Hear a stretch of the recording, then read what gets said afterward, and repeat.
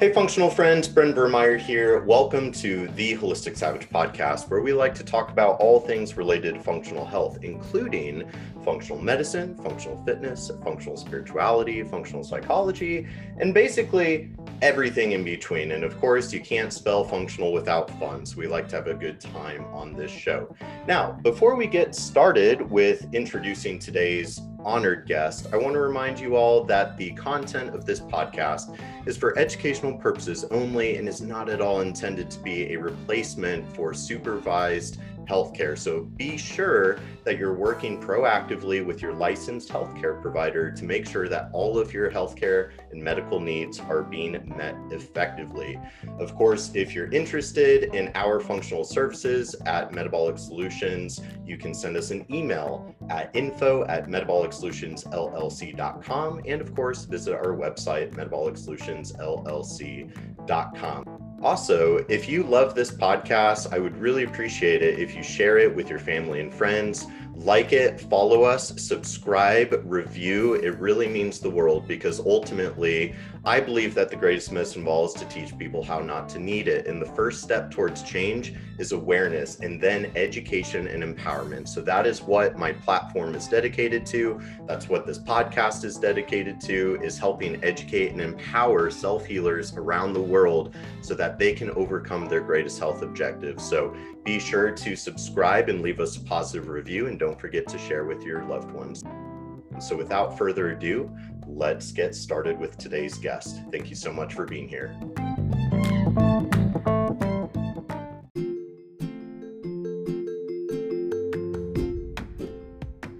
Hey, functional friends, welcome back to the Holistic Savage podcast. I couldn't be more excited to introduce our next honored guest.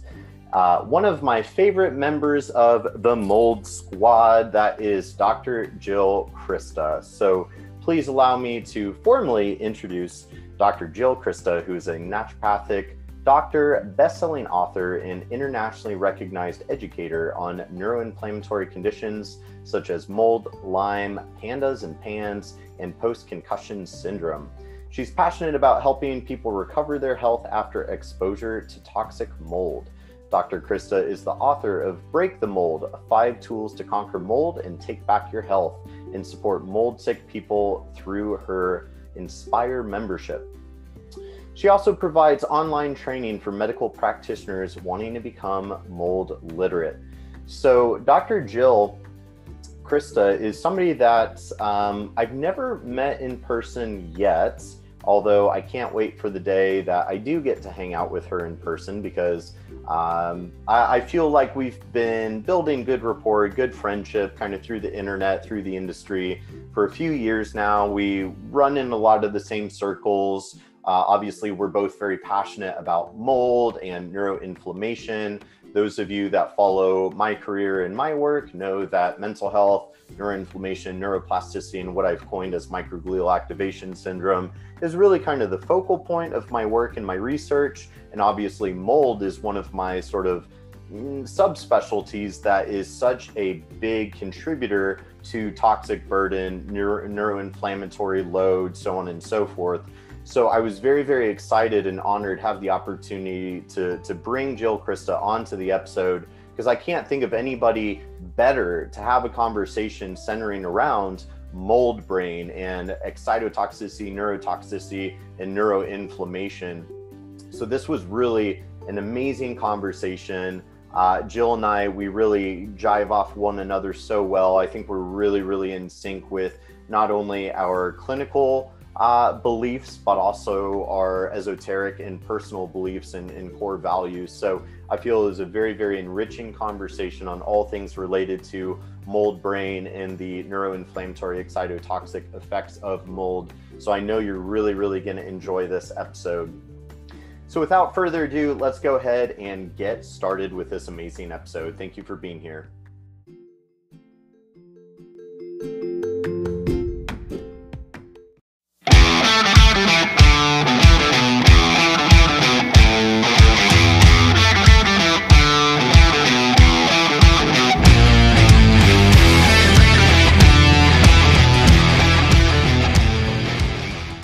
Ladies and gentlemen, functional friends, welcome back to the Holistic Savage Podcast. We like to talk about everything on the show related to functional medicine, functional spirituality, functional psychology, everything, all the functional things. And you can't spell functional without fun. So today I am so excited. Dr. Jill Crista, who I consider a dear friend, although we've never met in person, but we float in the same circles. We have a lot of the same friends. And we are both proud Mold Squad members. We're rocking our Mold Squad t-shirts today. Dr. Jill, this has kind of been a long time coming, and I couldn't be more excited to chat with you today. Likewise. Super excited for this conversation. Absolutely. And I don't even know where to begin. So we're gonna be talking a little bit about mold brain, because mold is a subject near and dear to both of our hearts. And I always like to joke that we didn't choose the mold life kind of chose us. So to kind of kickstart the convo, Jill, being a leading expert, a doctor of naturopathic medicine with an expertise in mold, which I also hear you're pretty darn sharp when it comes to pans and pandas. And of course, I know that you're brilliant with, like we pick our favorite subjects, but certainly the scope of knowledge is huge. But I'd love to kind of kickstart this convo of how you got into the mold life, and we'll see where this leads. Yeah, I love that. Mold chose me for sure. So yeah, I started working with Lyme patients. So I'm trained as a primary care doctor, as a naturopathic doctor, and ended up in southern Wisconsin, which after seeing a lot of patients in family practice, realizing I'm in heavy metal country, I'm in dioxin country because of all the paper processing plants upstream from me. So it's like an environmental soup. And once we got people cleaned out, there were all these people that still weren't getting better, even though we chelated and we cleaned and all that. And they had Lyme. So then I'm like, okay, I don't really know a lot about Lyme. I'm going to go be a Lyme expert. So I did the ILADS training, which is much more of a functional integrative approach. And so it was very fitting. I didn't know a lot about how to do the antibiotics and that kind of thing. So it was really good for me to expand my education. And boy, when you apply these principles of find and treat the cause, once we were able to find stealth infections, so Lyme, co-infections, all that goes along with a tick bite, then you treat that, people tend to get better. But I still had this other group that still wasn't getting better. And they were the hardest working patients ever. I mean, those people that walk out with their plan. I usually discuss the plan with people, like, what are you willing to do? Does this seem like this could work? Especially with kids, they come into my medicine area and they have to taste everything first so that we know that compliance isn't going to be as big of an issue. And the parents then have that third person say, well, you told Dr. Jill that you liked it, so and I'm going to call Santa, I'm going to call Dr. Jill and tell her that you're not taking your stuff. So yeah, we got into the Lyme world and these people weren't getting better. This little subset of people, in one of that group, they found mold in his home. It was black mold, so Stachybotrys, plus, all its friends. And he had cancer diagnosis, chronic pain, chronic anxiety, tinnitus, pelvic pain. He called himself the glass man. Every time he'd step off a curb, he could sprain his ankle. So that collagen breakdown piece, just all the wrong things happening to somebody who was doing all the right things. And that got me thinking, wow, I don't think I really understand mold. I knew it as sort of an allergy problem. And yeah, he had a little sinusitis, but like not asthma and all the things that I left medical school understanding mold to be. And I was thankfully trained in environmental medicine where they said, yeah, mold can be also sort of a MS picture. So I understood that, but he didn't fit any of those things. So as I was digging into the research, it was like, oh my goodness, I don't understand mold at all. So lots of animal research on mycotoxins, which is in my patient population, the majority of the symptoms are due to these mycotoxin exposure, certainly to spores, spore fragments, that's part of the picture, but there's all these other things that can happen from mycotoxins. And all of a sudden I'm like, oh, that's why that person's still sick. That's why that person's still sick. And as we investigated each of those stories, we found mold exposure in almost all of those cases. So that kicked off the whole, mold journey for me. And then mold duped me. We moved into a relatively new house and it was summertime, windows were open, it was beautiful fall. As we closed up for wintertime, so I live where there's 4 seasons, my family and I, even our dogs, started getting sicker and sicker and sicker and sicker. And I didn't understand it. And finally in February, the flood revealed itself. It was like enough of the material got saturated that we had a literal flood in my kitchen. And I was like, boom, this is mold. I know what to do. I knew who to call. I have my inspectors I work with, you know, I had worked with the past decade before this happened to us. I knew the remediators that did a good job because I would do home visits for my patients. So, you know, I had it all the skill set, and I knew the protocol to get everybody on. And that's when I felt just really duty bound to write my book, because I thought this, everybody can do this. This isn't rocket science. It doesn't require medication to get better. Some people need it, but you know, the majority of people, this is a detox and immune modulating condition. And we have these tools at hand. So yeah, then the book was born. Absolutely. Long story. No. I love it, and it really helps set the stage. I remember I was reading your book, Break the Mold. Amazing book. I was reading it like on the plane back in, I don't know, 2019. I'm bopping all over, and I think mold is a very intimidating subject. I think it's very misunderstood, and I think literally like right now, I mean, it's exploding as a topic, and certainly there's the two sides of it. We need more awareness, but of course, with heightened awareness comes heightened sensationalism and incorrect information and bandwagon kind of stuff going on. And it's hard. It's really hard. And I know you get this because, you know, you and I are, and our other mold friends, not moldy friends, but mold friends are, you know, sharing similar content out there. And of course, there's a lot of people that are in this very kind of hyper reactive mode, and they're desperate for information. But you said something really powerful in there, which is also where I never shied away from it either, even though I'm an unlicensed functional dude. Because yeah, the vast majority of the work and the vast majority of the healing doesn't really require pharmaceuticals. Certainly there's, you know, a time where maybe some antifungals or a time for a prescription binder, but for the most part, it's a lot of environmental, it's a lot of lifestyle behavior modification. And there really aren't any shortcuts or whatnot. But you know, like we agreed upon, it's like, well, the mold life chooses you, because nobody cares about mold until you get sick from it. And you know, I have my history of living in a moldy house. There's 5 of us, an ex-fiance and her 3 kids, and everybody got hit differently. And that's kind of where a lot of the confusion comes in. It's like, well, how could that be? One person's like, well, she was the canary. You know, I have my susceptibilities. The son has this. The other 2, you know, no problem. So I'd love to get your take on, you know, because obviously we don't want to sensationalize mold to the point where everybody's afraid of it. We want that empowerment and awareness without the fear, because fear is not a very helpful healing emotion.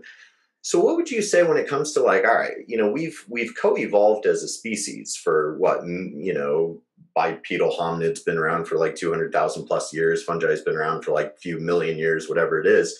So we've co-evolved with mold. And, you know, even there's some, not a lot, sparse literature on the microbiome that suggests like, well, maybe even toxin producing molds are kind of a normal part of our microbiome.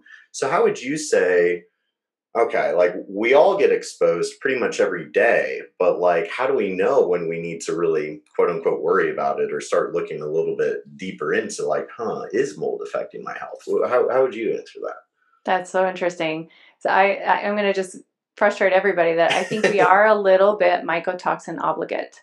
Yeah. I really do think we are. I think I mean, we use it, statins are a mycotoxin. Yeah.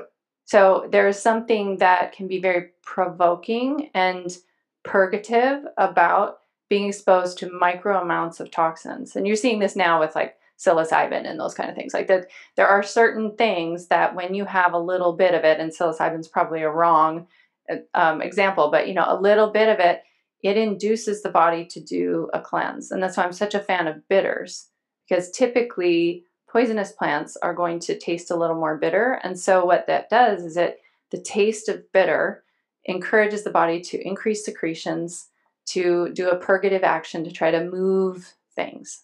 So I think a little bit of mycotoxin in food is absolutely normal. I think that there are ways that we are storing food, that we aren't getting a once in a while exposure to a mycotoxin because we're at the end of a season where we've stored food for the winter or something like that. That's when we maybe would have gotten it more. Or at the end of a fruit season, let's say there's going to be more on the raspberries just at the end of the season, that kind of thing. But now with our food source, we're being exposed to it a little bit every day. And that's a little too much when we have all the other toxins trying to, go through the liver, which is a, really tight highway these days, very crowded, lots and lots of toxins. So yeah, we absolutely evolved with it. We use molds to help us decompose previously living organic matter. And I think we've really confused the mold. And we've also come at it with a real affront. So we have antifungals, right? So we're doing monoculture. We're not respecting the plants. We overgrow grains. We overstore it. We overgrow corn. We store it. We become sort of hoarding in our way that we make our food. And I think the mold is just like, okay, I'm just doing my job now. But then we're going to spray that corn with antifungals before we harvest it and put it away. And now the fungus has to get a little more creative and a little more virulent, if we want to call it that way. And now we're also taking homes that are previously living organic material, and we're building the same kind of home no matter what terrain you live in, which is not natural. Native Americans did not do that. They changed their building based on what was going on in the world around them. So we're really inviting mold into our situation. We're growing right. I live, it's been raining. And I live in a community, there's a house going up in the middle of the rain. We have such hubris that antifungal and pressure treated wood is, nothing can grow on it. Well, it's mold safe or whatever. And then the industry's kind of picked up on that. Even there's new OSB board they're calling like mold safe, and that's the trademark name of it and that kind of thing. And so, the guys putting it up, they're like, oh, there's a little funk on it. We'll just turn that backwards so that the people don't see it because they think of mold as an aesthetic problem. So yeah, I get blamed because I take people off mushrooms and fungus in the beginning of their therapeutic period. A therapeutic diet for me, if you've been exposed to mold, is trying to take away all the things in that fungal family for a brief period of time so the body can realize it's not being attacked by food. That's something you can control, because the message in that mycotoxin, which is different than the message in an endotoxin, intention is everything. The intention in a mycotoxin is to harm and kill another living being. The intention in an endotoxin is just like a dumb bacteria that dumped its stuff, all the stuff fell out of its purse kind of thing. There's not a malintent. So when I look at that, intention is everything, that's where I give a lot of respect to mycotoxins. And when you're exposed to that in the indoor air, your own microbiome, which I can't wait for us to talk more about that, of your sinuses, your gut, it hears that intention. And so it starts to feel threatened and it starts to behave differently. So that's where you might have in the history, we would have mold that we would purposefully foster in our compost pile, in our gardens at the end of the year. You might keep the leaves on and mulch them so that it can foster some of these microbes that will then create your food the next year. But the problem is that we're basically living in compost piles. They're way too humid. We have a bunch of litter. We have clutter, people don't dust. We have huge spaces to keep up with. And it's a lot if you don't have helpers. So you have humidity, you have clutter, you have its favorite food. It's going to perceive that's a compost pile. And then we can get into all the energetics too. If you have stuff that you need to have help processing and transforming or transmuting into different nutrients, there's an energy of mold. And I was definitely in that space. Mold, I invited it. I was in a very fear-based place. I just had a major loss in my life. It's a very involuting thing. And fear is a very involuting thing. So I love what you said of how do we keep people empowered, knowledgeable, and empowered by the information to make the changes they need to make, and have mold be in their rearview mirror and not be fearing it, and also respecting it. So I think, that combination, thinking of it not as an evil thing, but, and I vilify it a lot in my book just to try to keep it light, because that was the thing I saw in the mold world as I started to get into it. Stepping my toes out to be in a public place was, wow, the message is it's heavy. You don't ever get better. Yeah. It's going to be a trudge. And so doctors would be like, nope, I'm not even going there. And I think that that's really something I hope that I brought to it is lightness, positivity, hope, a system. Don't be afraid of it. You are seeing mold patients. They are there. You're not recognizing them, and you could be so much more efficient with how you deal with these people. Absolutely. Long-winded answers to you, my friend. Hey, I know that's what this podcast is all about. I do kind of Joe Rogan style, just like the long, because that's how you really get into it. I know everybody wants fast these days. Everybody wants instant gratification. Everybody wants easy answers, and it's like no. Like without some context, without some holistic thinking, because the mold thing, it's a huge conversation, and you just put a lot of different perspectives on it of more the energetic, esoteric, but also systems biology, because mold and mold illness makes no sense without kind of doing a little bit of a history lesson and evolution. Where do we come from? Systems biology. How does the human species fit into a bigger ecosystem on this planet, and looking at how we are the only living species in existence, as far as we know, that doesn't live in symbiotic harmony with the natural world. And it's like, I wonder if things started going awry there, right? Seasonality, right? If we live in a seasonless world, and the produce is the same all year, and our bodies are exposed to the same temperature, the same climate, so on and so forth. So a lot of it is kind of one of those almost like a developed lack of tolerance towards whether it's mold or really any other microbe. And as you said too, with the energetic side and kind of the fear-based side, something I'm sure you've seen me posting about, and I think all of us mold squatties kind of are in agreement on that, where it's like a lot of these people that are really severely mold ill, they do have unresolved trauma. They do have a lot of kind of fear-based emotional psychology going on, and those are the hardest people, where it's like a lot of it we have to kind of get them out of that mindset.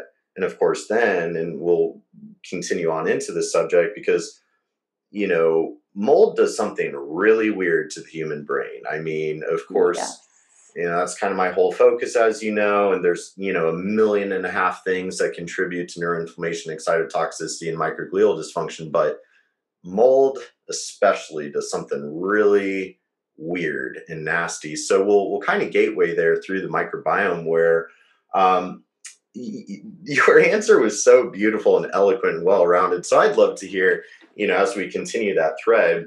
So like, all right, the microbiome, germ theory versus terrain theory. And it's like, considering germ theory is, obviously still the leading medical paradigm. And you think? In case 2020 elucidated anything for us. Right.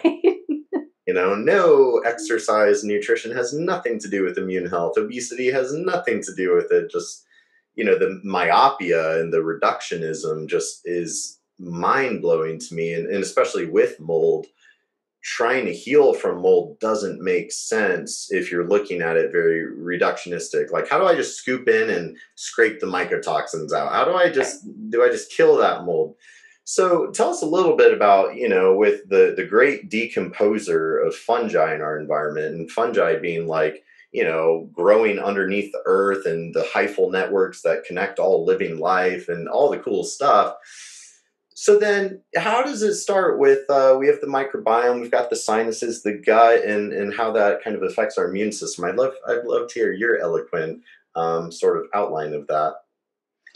Well, I mean, I think it's just a kind of a continuum, that when you are exposed to the spores, the spore fragments, that starts an inflammatory reaction. And we have lots of ways to wiggle mucus up our respiratory passages so we can either blow it out or, clear our throat and swallow it, all the goopy, gross stuff. If you get too much of that, it overwhelms the system. And if you get too much of that, it overwhelms your immune system. And then the immune system can't continue to keep that tissue regulated, and that's where you can get spore invasion. there's a broad misconception in the conventional model that only people with HIV and that are going through chemo can get an infection with Aspergillus or even Stachybotrys. We're finding Stachybotrys in lung tissue. So that's a broad misconception in my opinion, because long-term exposure to mycotoxins can create the same degree of immune deficiency. So that's just the spore part. And then the mycotoxin part, it's that, again, it's a continuum in my mind that when you're first exposed to those mycotoxins, if you have a good, robust, healthy body, and this is why everybody gets sick differently, different time zone or time frames and that kind of thing, your body will detoxify. It will rally whatever secretions are needed. It will, because mycotoxins, they don't have to get transported into cells. There are certain toxins that need to have certain proteins, just for listeners, certain proteins kind of open the door and that kind of thing. Mycotoxins just move through osmosis. So they just go to the next gradient, basically, and they can move into those tissues, into the capillaries, into the bloodstream. And so they, breathability problem, something you can inspire, can be distributed into the body, even the brain, just through the blood system, because they're just, moving through the tissue with osmosis. So when you get that exposure and the person, a good, robust, healthy person, doesn't have the nutritional deficiencies, the genetic risk factors, which in my experience has been more due to detoxification SNPs than the HLA story. But that might be because I'm addressing things a little bit differently. I'm addressing immune system. So maybe they don't have a previous exposure. So they're coming into this very naive to this experience. They get a dose of mycotoxin exposure through their respiratory passages. The body likely will encourage a bile dump, and they might get a little loose stool. Job done, and that's it. But if that is persistently happening, now you move to the next part of that continuum that's saying, now the microbes in those areas are reporting back to the immune system. There's this really cool thing that happens between the nose and the throat. They communicate through the cervical chain and the neck. So they're saying, hey, we got a little problem. It kind of seems like we're getting, again, the intention behind the mycotoxin, we're getting a message that we're trying to get a fungal overgrowth. And maybe bacterial too, because every water damaged building has bacteria. I mean, I tell a story in my book. We tested a board that everybody agreed, all the remediators agreed, that's so moldy. And it came back completely free of mold and an incredibly high endotoxin burden. So it's all bacteria, vegetative bacteria. So yeah, you're getting lots of things, but the message in the mycotoxin, the intention being the more scary intention, suddenly that internal microbiome starts to say, I think fungus might be trying to move in here. So let's start doing defensive things. And so that wears down the immune system over time. Now your own microbiome becomes a pathogenic biofilm. It's no longer commensal. It's no longer, because I think we all have biofilm. One's called the microbiome, it could be healthy, or it could be called, we call in functional medicine biofilm, but they're all basically biofilms. It's just, is it working for you or is it working against you? So things start to act defensively. So the neighboring cells are saying, no, it's a bacteria. And, you got one guy saying it's a bacteria, three guys saying, no, it's a fungus. And now they're all arguing and they're endotoxing each other. And now you have things that can come into the environment, respirable, like Pseudomonas, which is a really tough one to get rid of, Mycobacterium, those kinds of things, because they're like, hey, if nobody's watching the shop, I'll come hang out in this nice gooey tissue and, eat some of these carbohydrates and all that kind of stuff. So you become your own sick building, even if you leave the environment. And then over time, that wears down your immune system. You get more pathogenic biofilm, more pathogenic critters, because we're eating parasites all the time. That's just part of our food source. We're eating a little bit of mycotoxin, unfortunately, way more than we should. But those are all things that we're normally exposed to, that now there's nobody guarding the gates. There's no sentinel soldiers there, and they can just host. And that over time can then become fungal overgrowth, which then can become invasive fungal infection. So it's this whole continuum. And you can be anywhere on that continuum, you can bounce.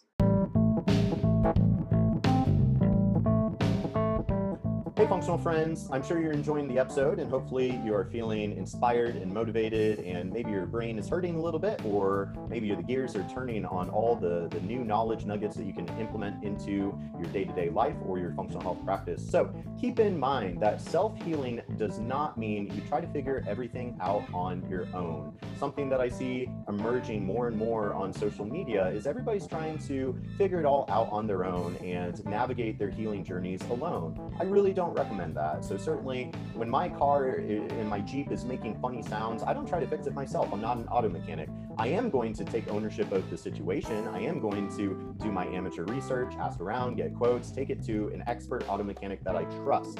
So self-healing is all about being ready, willing, and able to take ownership of your health in your situation, and ready, willing, and able to do what it takes to transcend your health struggles and actually heal. But that doesn't mean that you should try to figure it out all on your own. So of course, you should absolutely be working proactively with your primary care physician to make sure that your conventional medical needs are being met.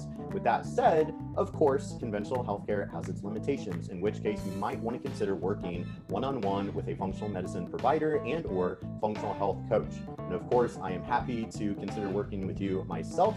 You can apply to be a client of mine and my team by emailing info@metabolicsolutions.llc.com.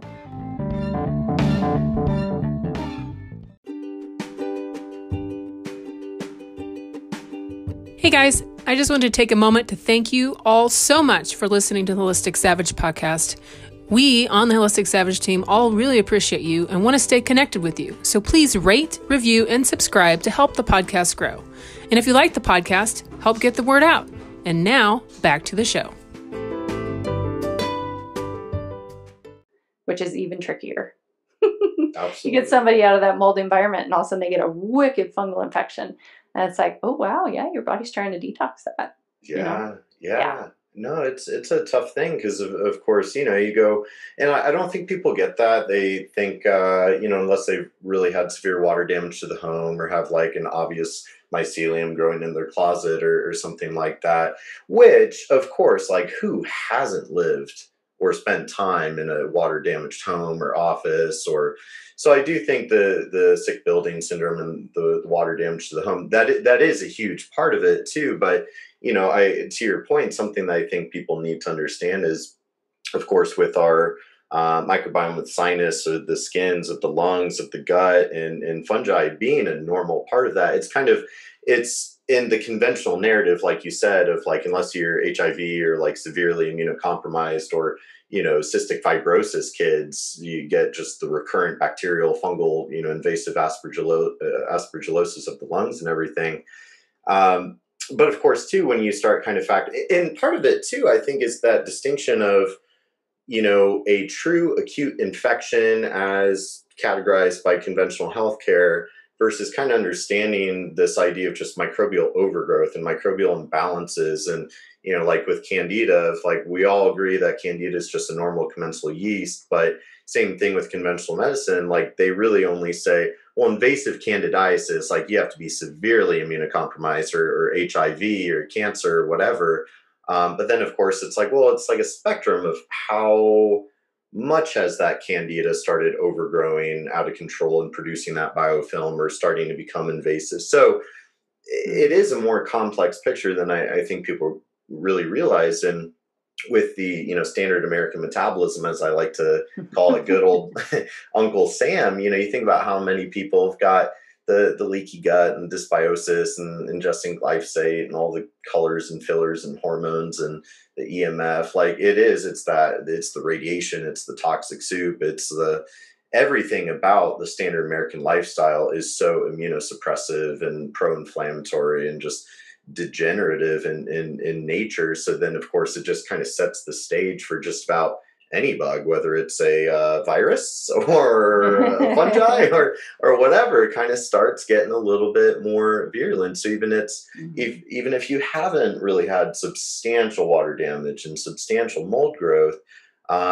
these things can, through just a bit of exposure recurrently or all the other factors, it's like how much exposure, spores and fungal fragments and mycotoxins, and how resilient is your body. And like you pointed out, we have the genetic side, and then of course the epigenetic control of that. And then before you know it, though, it's that breakdown of your immune defense, the breakdown of the tissues, and then boom, enters like, okay, now we have a little bit of a problem. The mold is really moving in, starting to kind of infect. The mycotoxins are shutting you down. So let's have you take us to the brain a little bit. Let's start getting into this mold brain thing, because there's a big difference between the mental health dysfunction caused by, let's say, diabetes or just standard American diet or even endotoxemia, but mold brain is something different. It is. Yeah. I'd love to hear you speak to that a little bit. Yeah. It's so unlike, I say that, when and I learned this with Candida. That's before I was into mold, way early in practice.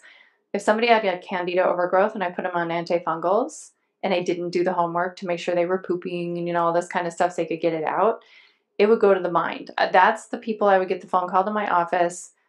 I'm feeling so anxious. I can't sleep. I'm feeling suicidal. This is when I was like, oh, this is a big deal. This goes to the brain. Fungus, for some reason, goes to the brain. It affects your mind. It affects your mood. And I really do think it's part of mold's Jedi mind trick.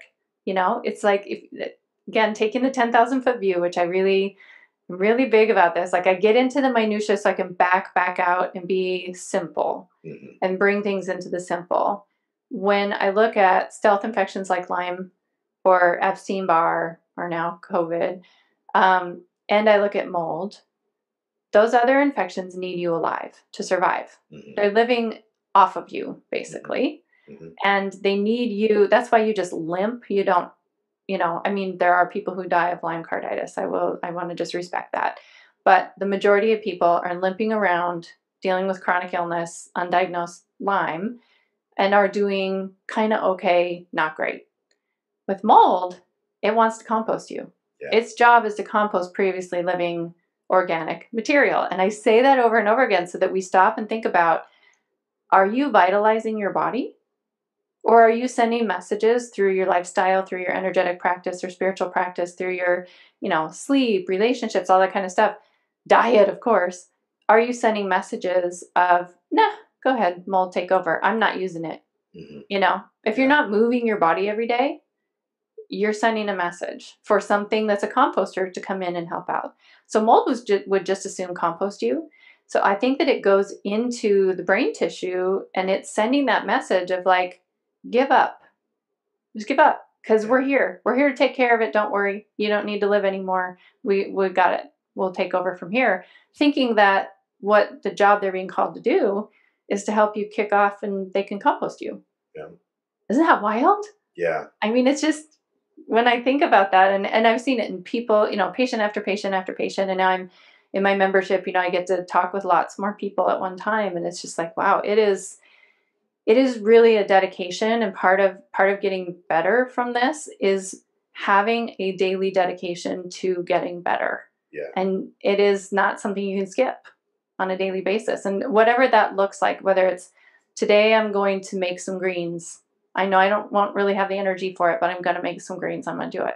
Or today I know it's really icky and cold outside, but I'm going to spend 5 minutes outside. Those are all little messages through your micro behaviors that are telling mold, nope, that's not what you've been called here to do. I'm sorry I confused you. Nope, I'm using this body. I want it to stick around. Absolutely. Yeah. I think that was a really powerful, and it's so refreshing to hear that, because we can talk in like medical jargon and technicalities, but it does kind of detract from the bigger moral truth of it. And especially, with my background in fitness and nutrition, I was kind of caught off guard when I ventured into the functional medicine space, because I felt like there was such an emphasis on labs and protocols and biohacks, and it just felt still a little bit too reductionist. I'm like, but where's like the fitness to build resilience? Where's the, it's crazy. Like I say this all the time, where you have like your standard American that's, overweight and all the standard American metabolism stuff. And obviously we know visceral fat is very just pro-inflammatory, but your average person that's overweight and sedentary has much higher levels of just meta-inflammation, whether you're measuring IL-6 or CRP or fibrinogen, doesn't really matter, but the inflammatory pattern and kind of cytokine milieu, as I like to call it, is just more pro-inflammatory than like a highly trained athlete that is thrashing their body in the gym every day.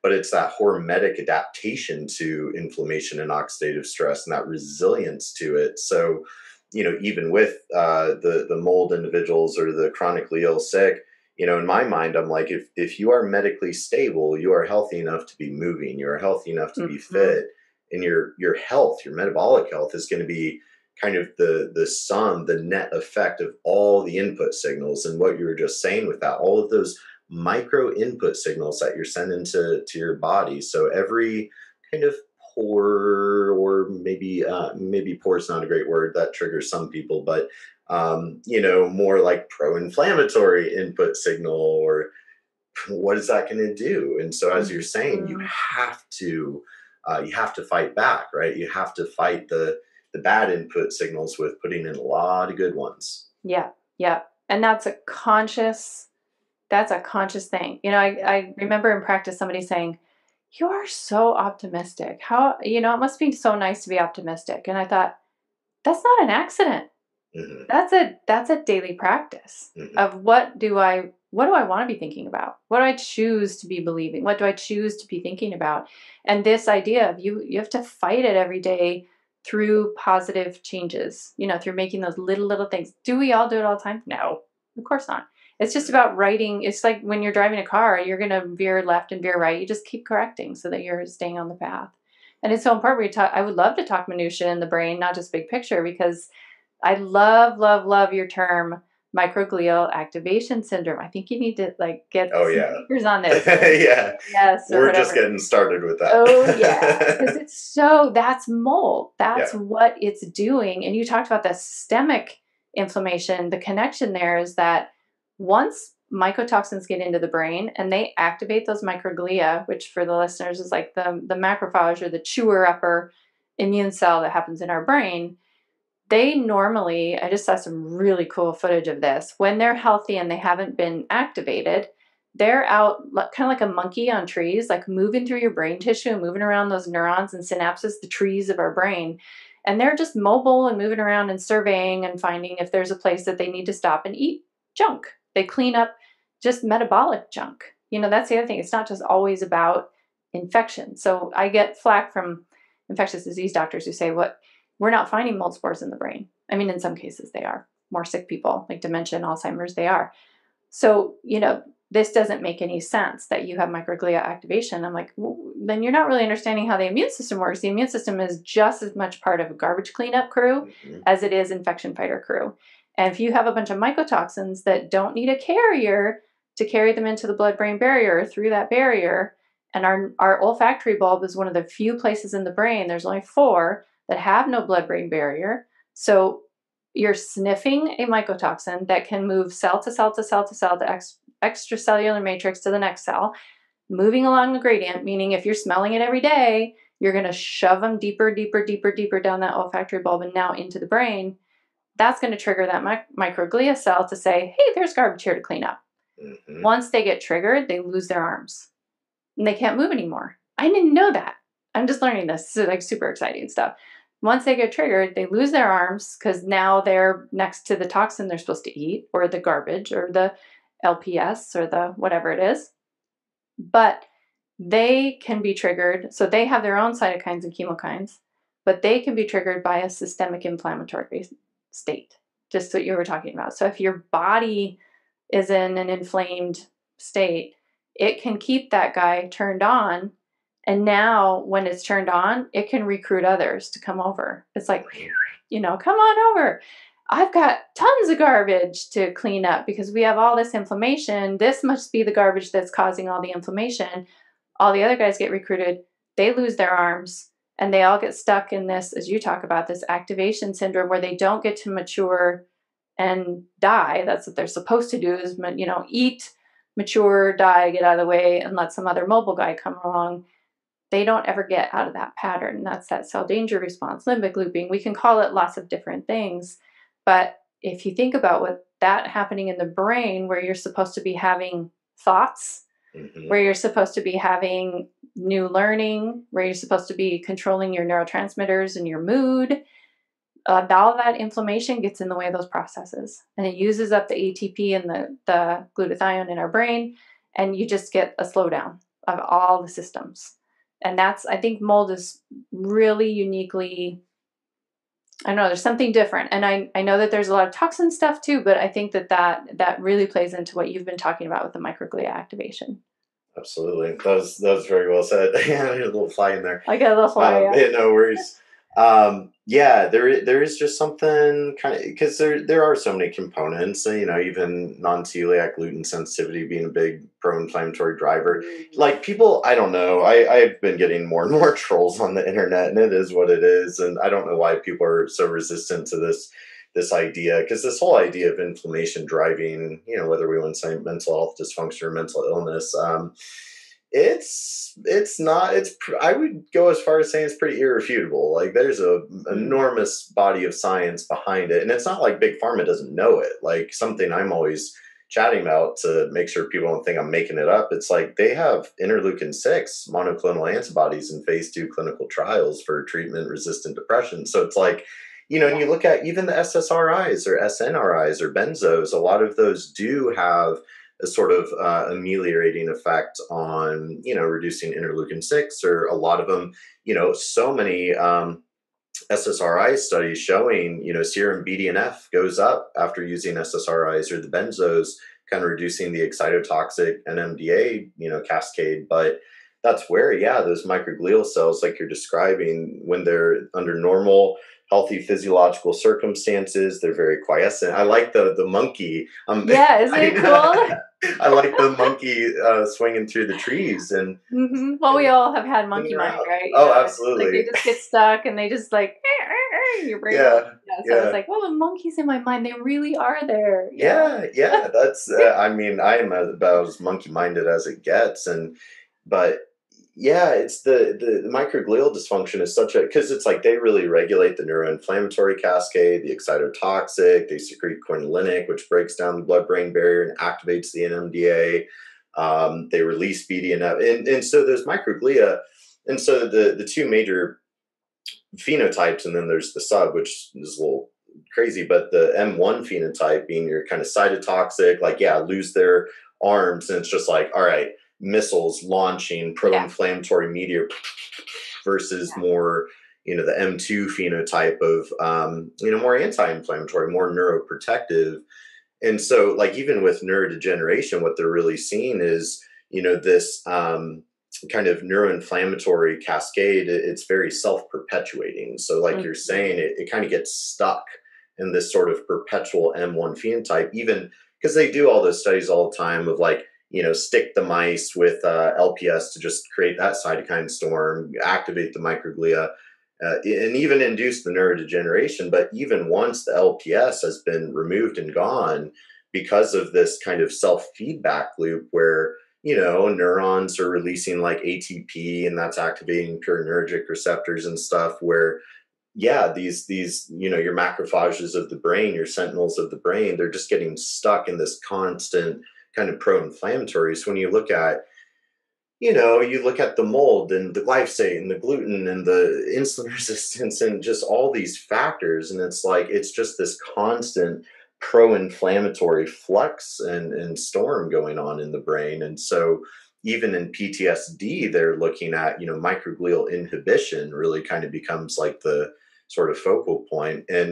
But mold it's so, I love the way that you put that, of like, it's trying to decompose you and causes apoptosis of neurons and stuff, because it's like, hey, but it does that. And the cognitive dissonance, which then makes it kind of a lot harder for clients or patients or individuals to, comply with their program, right? Because they're fighting against their own mind that is going into this very dark and kind of traumatized, scary place. It is dark, and there's a lot of anxiety. That's I see that as a chief symptom, that anxiousness. I try to say anxiousness, not anxiety, because anxiety conjures up, anxiety disorder, panic disorder, and that can definitely happen. But you can have this low-lying internal sense of, I'm not safe, things aren't right, I don't know what's going on, I just don't feel right, something's off. Yeah.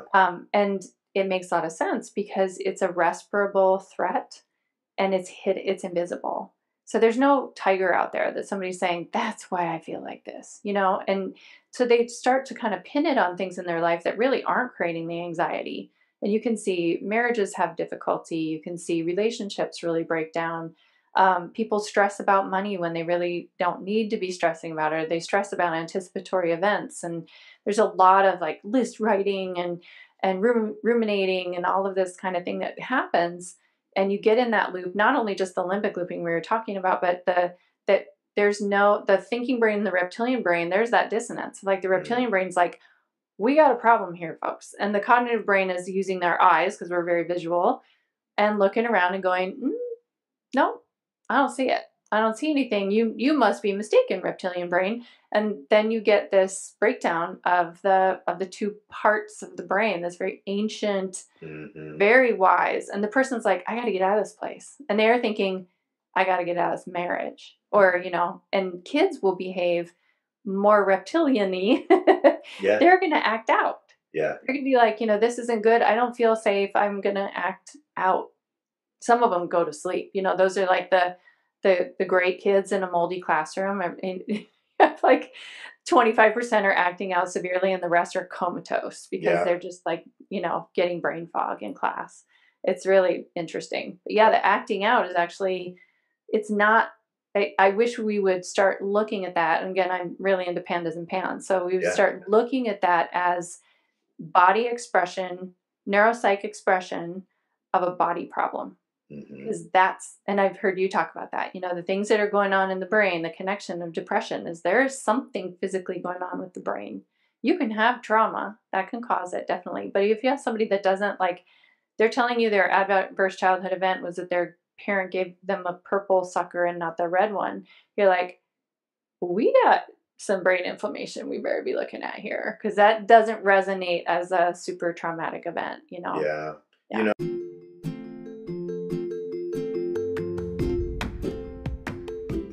Hey, functional friends, thank you so much for listening to our show. I hope you get so much out of it, and this information and education really empowers and educates you to be your own self-healer, to be your own health advocate, and help you reach the level of health and life that you truly deserve. So if you are a self-healer, keep in mind that we have a private Facebook group that is solely dedicated to supporting self-healers on their self-healing journeys. So on Facebook, you can search for the Holistic Savage Tribe, and you can apply to join our private Facebook group. We do monthly Facebook Lives. We support it as a group community. It's a safe space for everybody that is wanting to improve their health. We'd love to welcome you into the community. So again, if you get on Facebook, you can find us by searching the Holistic Savage Tribe. Now, if you are a functional health professional wanting to learn and interact with a community of like-minded professionals, you can join our private Facebook community for functional health professionals. That is Metabolic Solutions Institute. You do have to be a certified health professional of some kind, and we welcome many credentials, personal trainers and nutritionists and NTPs and FDNs and naturopathic doctors, medical doctors, but you do have to have some sort of health professional credential. But we would love to welcome you into the group. It's an amazing tribe of very smart, intelligent, loving, compassionate, functional providers that are always trying to up-level their skill set to help better serve their clients and patients, and we would love to see you there. So if you're on Facebook, search Metabolic Solutions Institute, and you can apply to join our community. I can't wait to see you all in there.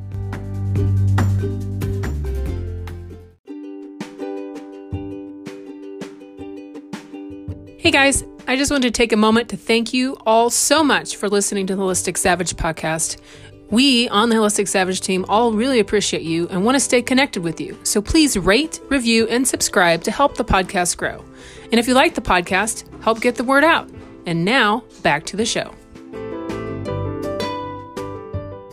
I'm really glad that you said all that, because I find myself kind of fighting the internet in a lot of ways, trying to get that across. Because, of course, people, they read one post and cherry pick and take it out of context and project their triggered emotions. It's just not even a logical or reasonable assessment in any way. But something I'm seeing more and more of that I'm a little concerned about is, trauma is kind of becoming trendy. And I feel like trauma is kind of getting all the hype and the press in a way of like everything's trauma, everybody's traumatized. But I like how you put that of, and I say similar things that maybe are more facetious, but kind of like, okay, the red sucker instead of the purple one, like, oh, I'm traumatized. And well, if you believe yourself and you choose to believe, and kind of victim mentality. But the ultimate point with the, trauma being a spectrum, but of course, the literature is very clear on this, whether it's major depressive disorder, neurodegenerative disease, or even PTSD, like heightened inflammation, it just exacerbates any of it. So whether it's, you're genetically inclined to have more of a bipolar type of spectrum disorder or ADHD, or you're prone to more anxiety, how it manifests is pretty individualized, but it's just inflammation kind of and excitotoxicity, but it's easier to say inflammation kind of being the thing that just lights it all up, and it just heightens that and makes everybody. And with the chronic Lyme, I don't know if this is common knowledge at all with like the ILADS group, but I was reading some papers. I was talking about how, elevated pro-inflammatory cytokines and hypothalamus really seem to increase just bodily pain, like nociception, and then how, dead Borrelia. So it's like you do the doxy or whatever to kill the active Borrelia, but then the dead Borrelia like piss off the microglia more than the live Borrelia. And so that kind of, and we see that in mold too. Right. Yeah. We see that in mold a lot, that somebody they, let's remodel our bathroom, the one that had leaked 20 years ago and nobody knew about it because it's a new house to them or something like that. And you break up all these dried spores, which now can create, for every one spore, 300 to 500 fragments that have DNA on them. And that DNA can trigger. And so basically, if you're breathing any of the dust in that place, you're getting the DNA trigger happening on the microbiome. That's why I'm always talking about sinus treatment and gut treatment, like, because you're trying to make sure that you are guarding the gates there, and to continue to tell that tissue that's being triggered by all of this DNA exposure that's saying, oh, it's back again. Here we go. We're going to be sick again. Like, okay, no, that's how we get our resiliency. And that's when I use mushrooms. We're past the acute stuff. Then when you have the mycelial network of the planet, and Paul Stamets is one of my absolute heroes. Absolute heroes. And he describes it as the internet of the planet. I'm all about nature and connecting and that kind of thing. And so by taking this avoidance of fungus in the beginning and then using it therapeutically to get your resiliency back, it gets you grounded again. So you can get exposed to those DNA fragments, and your body doesn't have to say, okay, here we go, we're doing it again. Now you have wisdom, you're plugged in a little bit better. And the tissue can say, let's consult our internet and see, is this a problem? Do we have to turn into a pathogenic biofilm again? Or do we just need to call more macrophages and chew it all up? And I think that's the continuity between mold and Lyme, is you get the innate system, which is our Rambos, mano a mano kind of fighters, and they also do the cleanup. They get depleted. And so you don't have enough cleanup crew. And that's why detoxification is so important, and immune modulation. I feel like that's what I've brought into this conversation, Dr. Jess as well, and Lauren Tessier. So we've got people that are talking this talk and saying, like you are, we've got to clean up the body. This health hokey pokey, I call it, it is not inconsequential. It is the foundation that all the rest of it works on top of. It was so good. I almost mentioned Paul's documentary, Fantastic Fungi, earlier, because it's such a beautiful film, and anybody that hasn't seen it, definitely go watch it. And when I watched it, of course, they talked about the beautiful side of fungus, and it was just like in the very beginning that, like, they mentioned that like fungi can heal you or it can kill you. And they didn't go into that part, which is obviously where we, kind of make our living. But the fungal hyphal network. And when I get interviewed a lot, I always say I dream of a world where, the human species, like a return to symbiosis is kind of what I keep saying. And I picture almost like the movie Avatar, where we'll still have modern technology, but we're going to learn how to use the hyphal networks as our internet instead of, the 5G that's causing a bunch of peroxynitrite and stuff. It's so And people crazy. are already, I mean, there are people who have fully engaged their right brain, which this is a whole other podcast we could have. That would be Totally. I think super we'll fun to have to in have. season Yeah. 4. Yeah. And that's like for people that are clairvoyant, Yeah. clairsentient, clairaudient, you know, I mean, that's an ability we all have access to, Yeah. but there's so much interference now with bringing electricity into a home, with now, you know, with 5G and that kind of thing. But we are powerful, energetic beings. We don't have to be victimized by that. Yeah. There are things you need to do to hold your own energy and to connect with nature and to be still plugged into that mycelial network and the ethers, you know, that kind of thing. But that's another place where I'm seeing a lot of fear that makes me really worried that if we approach 5G and Wi-Fi with fear, I think then you're involuting, you're bringing it into, you're being able to be invaded by it. And so I think that the next gen of healing, what I want to really get into is not just what plant do you need to take, because that I think will be an intuitive thing that the plants will start to speak to you, because that's definitely what happened with me. That's why I became a naturopathic doctor. The next gen of healing is just is the spiritual healing, and then you seek the things that you need. And that's a very dynamic thing. You know, even going through mold treatment, what you need in the beginning is not the same thing you need in the middle of it, and not at all what you need for resiliency. Because that's when you need the mushrooms, you know, which is, I didn't put any of that in my book because I didn't want to confuse people. Sure. With mold brain, you know, they're like, wait, I thought you said mushrooms were bad. And now you're telling me I should take, you know, that it's too confusing. But absolutely. I feel like now there's more awareness that, you know, even to think about, should I be on medicinal mushrooms? You know, and because of course, if you have immune issues, most functional practitioners are going to put you on a mushroom. Yeah. Well, and I found in my practice that made my patients worse. So it was just like, okay, that's my group of, you know, chronic Lyme, environmentally sick, you know, that's my bias is the people that came to me, and they really got disordered with medicinal mushrooms until we whacked back the fungal burden in their body and got their biofilm dissolved and acting more like a commensal microbiome. I'm glad to hear that insight, because there's so much chatter in the industry about that, of like, do I do the SAC-B? Do I not? Do I throw in some, you know, Stammet 7 or reishi or something? Do I not? And, you know, it's hard. And of course, there's all this kind of, I think it's more theory than anything, of like, how do we balance TH1, TH2, TH17? And it's like, well, what about TH9 and TH25, or, you know, these other THs that we're not even talking about? Right. Well, it works that way. Yeah.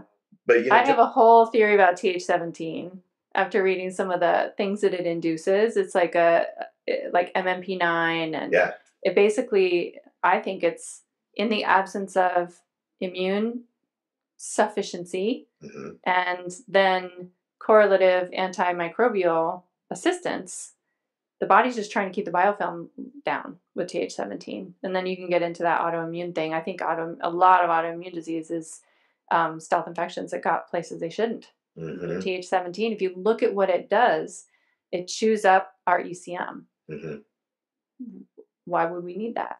You know, like, it's not the body doing you wrong. It's the body communicating something to you. So listen.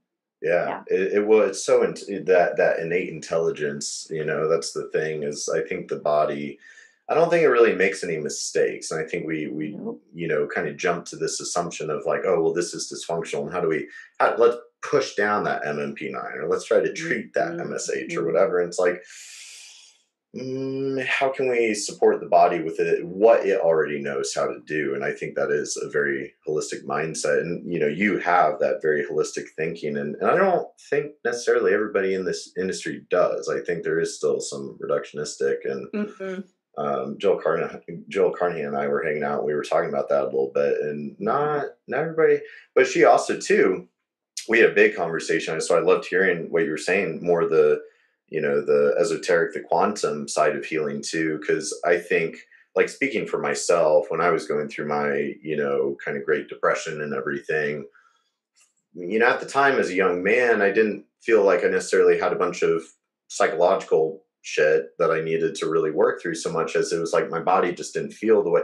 So my thing was like, you know, some physiological kind of hacks, if you will, and protocols and sporting. And I like ditch the gluten and heal my gut and get out of a moldy home and a toxic relationship and all that.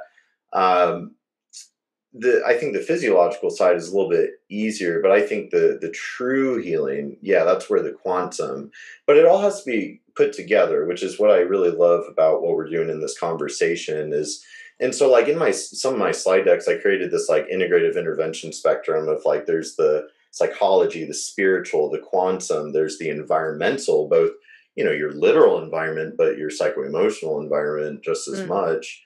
And then the lifestyle, the diet, the exercise, sleep, so on and so forth, supplemental, and then allopathic pharmaceutical. But I think a lot of times people kind of get stuck in one of those buckets. And it's like the magic's when you put it all together. Yeah. Yeah. I mean, I am not against pharmaceutical antifungals. Totally. And we need them. And I prescribe them like a naturopath. Cool. I'm going to adjust dosing, timing, all of those things, and make sure we have things on board to manage the side effects and the effects of it, So I really love to see that we're moving. I feel like my kids' generation, they're a we generation, they've come from Pokemon and all this thing where we need everybody's skills so we can all succeed. That idea.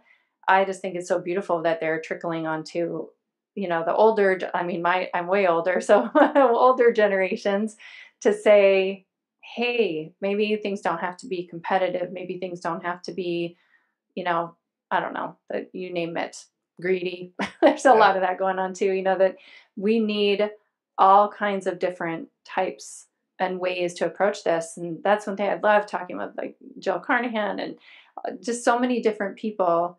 Dr. Neil Nathan and I just did a workshop together and we don't practice the same. Yeah. And the whole point was to communicate we don't practice the same and we're both getting results. So it's too new of a field to have any confidence that there's one way to do this. Totally. And there's never one way to do anything anyway. It's all about the patient sitting in front of you and what do you need.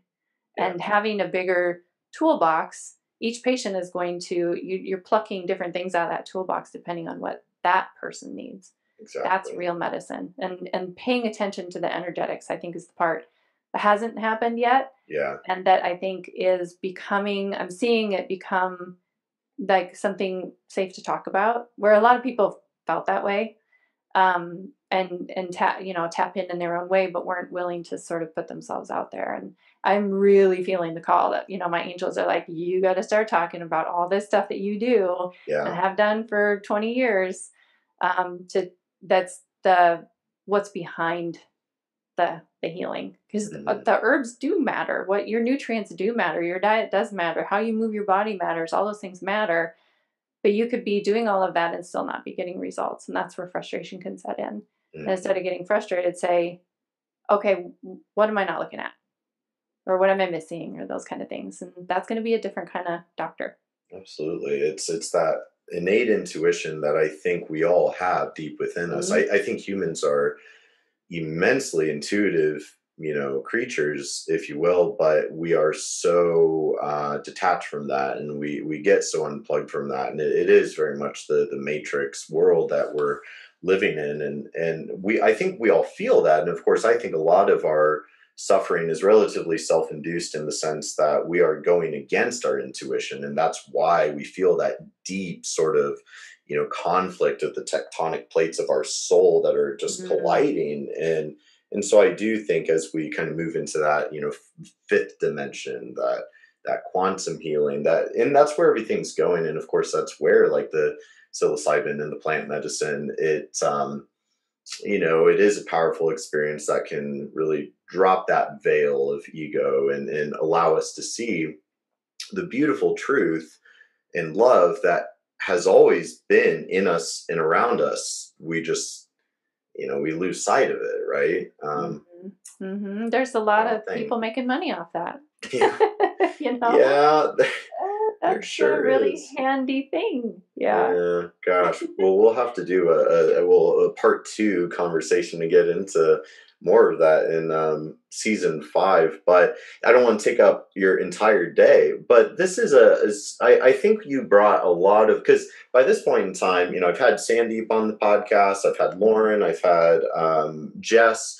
So we've had numerous mold episodes, but I like how each person has brought kind of a different perspective. And, I think all of them together make a very well-rounded, and like you said, though, it's meeting the client or patient where they are at and being kind of intuitive enough to be in tune with their energy and empowering them to be able to make their decisions based on what's going to resonate with them. Because there's a lot of kind of ways to skin the cat, but what's going to be the thing that they're, ready, willing, and able to apply themselves to. Yeah. And when you have mold brain, you talk about mold is so weird with the brain.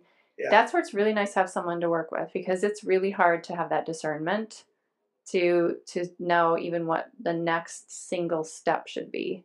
That's the art of practice for us, is that we can see, okay, just one tiny little thing, add a green juice and I'll see you in 2 weeks, that's the one little thing you need to do. Or you need to get outside for 10 minutes as early in the day as possible and get exposed to the sunshine. Let's start there. And for some people, they come in and you can just like, bah, bah, bah, bah, here are all the things and they're ready. So that discernment, it's nice to have somebody to work with that can help you with that. What's my next single step? Or 10, if you're ready for 10. Hey, some people can take that on, but when they're a little scattered. So as we start wrapping up, I'd love to hear what's new in the world of Dr. Jill Crista. What are you up to these days? Because I see you all over the place. You've got your book, Break the Mold, which everybody listening should go read, because otherwise you're not going to understand anything. But what's new in your world? What's on your agenda as you move into the fifth dimension here?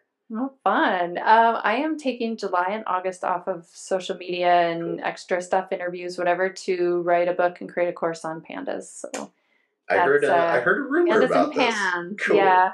Okay. Yeah, it was going to happen last year, but that's just the way things go. I have very, very big ideas. Yeah. So yeah. And then who knows, I might continue on with I was writing a book on post-concussion syndrome, using natural medicine for post-concussion. Cool. When mold hit, and all I could think about was mold. So I was like, I guess I'm writing a mold book. I don't know, that kind of thing. So we'll see. But pandas and pans, there's a lot of really struggling kids. And there's a mold connection. There's a Lyme connection. There's a microglia connection. All those. I just love neuroinflammatory conditions because there's so much we can do to help. Yeah. And people really, really struggle. They're traumatized. They live in terror. It's an internal terror, and it's just a heartbreak to see.